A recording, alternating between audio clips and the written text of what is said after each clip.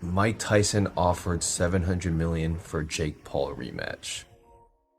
Says Saudi Arabia's Turki Alalshikh has given Mike Tyson the opportunity of a lifetime to accept a rematch with Jake Paul and potentially earn a staggering $700 million. According to recent reports, Turkish promoter Alalshikh has offered a huge $700 million deal for a rematch between Jake Paul and Mike Tyson. Last month, the 58-year-old Tyson and 27-year-old Paul faced off under special rules, wearing heavier 14-ounce gloves. Despite all the hype, Tyson lost the fight, with the judges scoring it 80-72 and 79-73 twice in favor of Paul. By the end of the match at AT&T Stadium, many fans had already started leaving. Boxing experts were also disappointed with the fight's outcome. Following the Tyson fight, tell us, exactly what expound on that. Because why would he even want to fight him? And who told Mike Tyson to fight anyway? Do you think that it might have tarnished Mike's legacy in a way? Yeah, they did. They definitely did. While the bout itself lacked excitement. Here's a simpler version of the story. Turkish promoter Turki Alalshikh has reportedly offered Mike Tyson a massive $700 million deal for a rematch against Jake Paul. The catch: Tyson must win by knockout within 3 minutes. Alalshikh, a passionate boxing fan, believes Tyson still has what it takes to win despite being 58 years old. In their previous fight, Tyson lost to 27-year-old Paul. The fight took place at AT&T Stadium and ended with the judges scoring it 80-72 and 79-73 twice, all in favor of Paul. Many fans left the arena early, disappointed with the match, and boxing experts shared their frustration. Some fans speculated that Tyson only fought for the paycheck. Reports suggested Tyson made around $20 million, while Paul claimed he earned $40 million. Turki Alalshikh, however, has much bigger plans. He sees Tyson as more than just an ex-champion. He believes Tyson can still shine as a boxing legend. Alalshikh, 43, has a dream of bringing boxing back to its golden era. He's not looking to profit from the sport, but wants to restore its glory. Alalshikh has criticized Jake Paul, saying Paul treats boxing like entertainment rather than a real sport. He urged Paul to face real boxers instead of just putting on shows. Despite their differences, Alalshikh once showed support for Tyson by calling him before his fight with Paul to motivate him, reminding him how proud he was of him. However, some doubt the offer is real. While there's no official confirmation of the $700 million deal, if it turns out to be true, it could be a game-changer for Tyson. It would give him a chance to redeem himself, settle the score with Paul, and secure a massive payday. Whether Tyson will accept the offer is still unclear, especially considering his age and recent health issues, including an ulcer.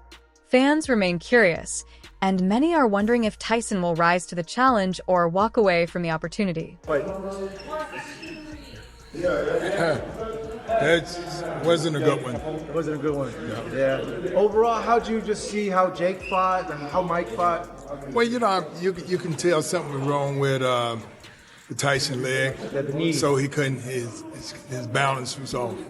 Oh, that's crazy. You noticed that. I just talked to his trainer and he told me that exact thing. Yeah. His balance was off. His balance was off. Yeah. Wow. Overall, how do you see Jake growing from this, and who do you want to see him fight against now? Well, I'm like, he's a pretty good fighter. The simpler version of the story. A conspiracy theory is circulating that Mike Tyson may have held back during his fight with Jake Paul to secure his paycheck. While he started strong in the first round, some believe he intentionally pulled his punches as the fight went on. Now, it seems that Saudi backers are preparing to create an unforgettable showdown. However, Mike Tyson may not be the biggest obstacle to a rematch. Jake Paul, who won the first fight with a dominant performance and earned $40 million, has little motivation to face Tyson again, especially if rumors about the first fight being rigged are true. Another potential issue is the growing tension between Jake Paul and a 43-year-old Saudi government official, Turki Alalshikh. The official believes Paul holds a grudge against him after he criticized Paul's decision to fight non-boxers. Alalshikh had suggested that Paul should face real boxers to protect the sport's integrity. Meanwhile, Jake Paul continues to build his career as a boxer. He recently declared Anesan Gibb as the best influencer boxer in the world, a title he once claimed for himself. Paul announced his retirement from influencer boxing, according to his promotional company, Most Valuable Promotions, MVP. The company posted on Instagram, "Flashback Friday to when Jake Paul was an influencer boxer," adding 2 fights, 2 KOs. The best there was, is, and ever will be. Jake Paul's journey in boxing began in 2018 with an exhibition match against AG. He made his professional debut in 2020, defeating Anessen Gibb. Since then, he has taken on and defeated big names like Nate Robinson, Ben Askren, Tyron Woodley, Anderson Silva, and even Mike Tyson. After the Tyson fight, Paul admitted he didn't want to knock out the boxing legend, especially after noticing Tyson's age affecting his performance. "I didn't want to hurt someone that didn't need to be hurt," Paul said. "People love to hate me, and that's fine. I give them something to talk about." While Paul claims to be done with influencer boxing, his former rival Anessen Gibb has taken the spotlight. Gibb recently defeated Slem Albahar to win the Misfits middleweight championship in Qatar. The fight ended with judges scoring it 78-74 and 79-73 in Gibb's favor, while one judge scored it 76-76 as a draw. After the fight, Gibb declared, "From meme to the best, I'm the best fighter in influencer boxing. I've taken out 3 promotions, and I'm happy to be the Misfits champion." With all these moving parts, fans are left wondering if Tyson and Paul will agree to a rematch, especially with Turki Alalshikh's massive $700 million offer on the table. While the offer remains unconfirmed, it could be a chance for Tyson to reclaim his glory, but only if Jake Paul agrees to step back into the ring. Paul versus Mike Tyson was 100% scripted. Mike Tyson repeatedly bit his boxing gloves throughout the fight. When fights are scripted, fighters do weird gestures to signal that they're hurt. It's very possible Mike Tyson was biting on his glove to tell Jake Paul to calm down. Now, if that's not enough proof that this fight was scripted, in the middle of the fight, Mike Tyson is literally talking to Jake Paul while they are clinching. Interview 4. Here's a simpler version of the story. There's been a lot of debate about Jake Paul's fight with Mike Tyson, with some people suggesting Paul may have gone easy on Tyson to secure his paycheck. The idea was brought up by ESPN boxing expert Mike Coppinger during a discussion on State of Boxing. Coppinger claimed Paul carried Tyson throughout the fight, meaning he held back instead of going for a knockout. He argued that Paul could have knocked Tyson out in the first round if he wanted to, but instead, he showed compassion because Tyson was far past his prime at 58 years old. Not everyone agreed with this view. Former 2-division world champion Timothy "Desert Storm" Bradley rejected the idea. He argued that Paul didn't carry Tyson, he was just afraid to engage after feeling the power of Tyson's punches. According to Bradley, Paul realized how dangerous Tyson still was and spent the rest of the fight avoiding close exchanges, moving around the ring to stay out of Tyson's reach. Bradley insisted that if Paul had knocked out Tyson, it would have boosted his reputation, not hurt it. He added, "Jake Paul got caught," meaning Paul wasn't being kind, he was just being careful. After the fight, Paul explained his perspective, saying, "I wanted to give the fans a show, but I didn't want to hurt someone that didn't need to be hurt." He admitted that when he realized Tyson was struggling due to his age, his approach shifted. While Paul's words sounded thoughtful, Bradley and others didn't buy it. The fight was billed as the fight of the decade, but it left many fans and experts disappointed. People noticed the obvious difference between a 27-year-old former YouTuber and a 58-year-old former heavyweight champion. Some critics claimed Tyson looked uncomfortable in the ring, which wasn't surprising since it was his first professional bout in nearly 20 years. This isn't the first time Jake Paul has faced criticism. His rise in boxing has been controversial from the start. He began with exhibition fights against influencers and ex-athletes before turning professional in 2020. He knocked out former NBA player Nate Robinson, stopped MMA fighter Ben Askren, and defeated former UFC champion Tyron Woodley twice. He also scored a unanimous decision victory over MMA legend Anderson Silva. His biggest challenge came when he faced his first real boxer, Tommy Fury. Paul lost that fight by split decision, his first professional loss. After the defeat, Paul returned to fighting MMA fighters, beating Nate Diaz in a decision victory. He also knocked out professional boxers Andre August and Ryan Borland in the first round of their fights. Originally, his fight with Tyson was scheduled for July, but Tyson delayed it and former UFC fighter Mike Perry stepped in. Paul knocked out Perry in the 6th round. Despite the criticism from the boxing community, the Tyson fight finally went ahead in November, with Paul dominating the match and winning by unanimous decision. There were also talks about how Tyson's legacy might have been damaged by this fight. Even WBA lightweight champion Gervonta Tank Davis questioned why Tyson agreed to the fight in the first place. Davis said, "Yeah, the fight tarnished Tyson's legacy. It definitely did for some money." Tyson reportedly earned $20 million from the fight, but some argue that the emotional attachment fans had to his prime years may have been worth more. For Tyson, however, the money was important. Earlier in the year, he faced serious health issues, including a medical crisis that required 8 blood transfusions and caused him to lose a lot of weight. For many fans, Tyson remains a legend, despite the rocky end to his career. His dominance from 1985 to 1989, when he went undefeated with a 37-0 record, remains one of the most iconic runs in boxing history. While the fight against Paul stirred up controversy, Tyson's reputation as one of the greatest heavyweights of all time is. We're out there saying we think Mike's too old for this fight. Tell him what you think about that. If you think I'm too old for this fight, you need to come tell me in my face. Whoa. I love you, Mike. Same. And I'm very nervous for you. And I care about my brother.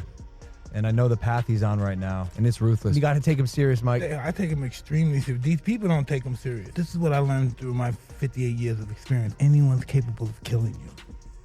So you should be apprehensive for anyone. Interview 5. UFC fighter Sean O'Malley and his coach Tim Welch have shared their thoughts on the fight between Jake Paul and Mike Tyson. Unlike many critics, they believe the fight was real and not staged. On their YouTube channel, O'Malley and Welch expressed frustration with people claiming the match was rigged. O'Malley praised Tyson for lasting all 8 rounds despite being 58 years old and dealing with health problems before the fight. He said, "People still say the Tyson fight was rigged, and it drives me crazy. They were really trying to knock each other out in there." Meanwhile, popular podcaster Joe Rogan had a different view. Before the fight, Rogan voiced concerns about Tyson's health, pointing out that the 58-year-old had recently faced serious medical issues. Rogan worried that Tyson might get seriously hurt facing a younger, more active fighter like Jake Paul. On his podcast, The Joe Rogan Experience, he explained, "The reality is Mike is 58 years old. I was worried.